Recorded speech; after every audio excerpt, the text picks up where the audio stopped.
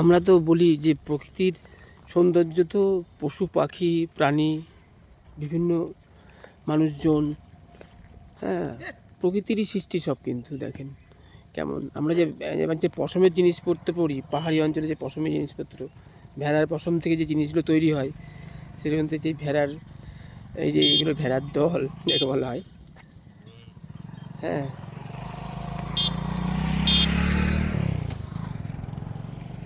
রাস্তায় যেতে গিয়ে এদের দেখা, তা দেখি একটু তাহলে ছবি তুলে নিই, ক্যামেরা করে নিই। গ্রামে এরা চড়ে বেড়াচ্ছে সবুজ খেতে, ইচ্ছা মতো স্বাধীন মতন এরা খাওয়া দাওয়া করছে, ঘুরছে। এদেরই গায়ের পশম থেকে তৈরি হয়,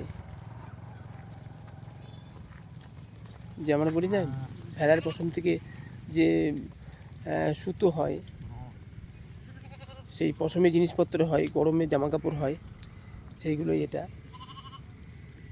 কাছ থেকে আমি তুললাম, খুব ভালো লাগলো দেখে যে এটা অপরূপ সৌন্দর্য।